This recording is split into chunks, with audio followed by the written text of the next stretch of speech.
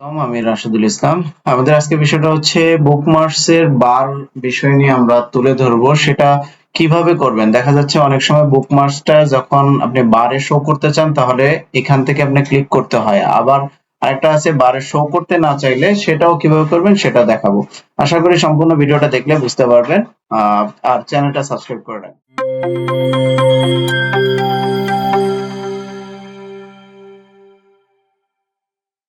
চলেন দেখে আসি কিভাবে বুকমার্কস বারটা ইউজ করে। তো এই ক্ষেত্রে আপনার এখানে যে বুকমার্কস আছে, ধরেন আমি একটা ওয়েবসাইট লিখতেছি, ইউটিউব যদি লিখি, তো ইউটিউব যদি লেখার পরে এখন এটাকে বুকমার্কস করব। বুকমার্কস করলাম, এখন এখানে দেখেন বুকমার্কস বার অপশন আছে। তো বার অপশনের জায়গায় যদি আমি বার দিলাম, আর যদি আদার্স বুকমার্কস দিই তাহলে আদার্স বুকমার্কস। তো আমি বুকমার্কস বার দিলাম, দিয়ে সেট করলাম। এখন আমি দেখি, দেখেন এই যে বুকমার্কস বার আছে। তো বুকমার্কস বার করার পরে এখন যদি আপনি এই বুকমার্কস বার লিস্টটা যদি কোনো একটা ওয়েবসাইটে ঢোকার পরে, কোনো একটা ওয়েবসাইটে যখন প্রবেশ করছেন পরে যদি দেখেন যে এই নিচের অপশনটা শো করবে, যেমন আমি ইউটিউবে ঢুকলাম, এখন দেখেন বুকমার্কস বার যেটা এটা শো করছে না।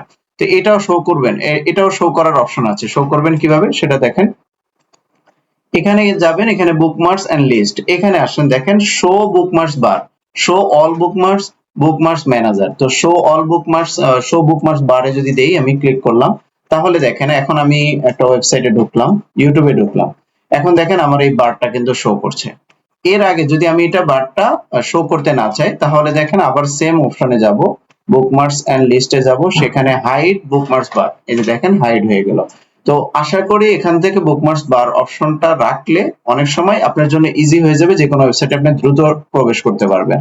আর অনেক সময় দেখা যায় বুকমার্কস বার যদি না থাকে, কোনো ওয়েবসাইটের লিংক যদি আপনার ইউআরএল যদি সেট করা না থাকে, তখন দেখা যায় আপনি ওই সাইটটা খুঁজতে খুঁজতে অনেক সময় নষ্ট হয়।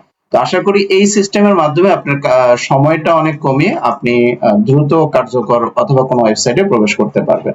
তো আজকে ভিডিওটা এই পর্যন্ত। আশা করি দেখে যদি ভালো লাগে অবশ্যই লাইক, কমেন্ট এবং শেয়ার করবেন, এবং ভালো থাকবেন, সুস্থ থাকবেন। আসসালামু আলাইকুম।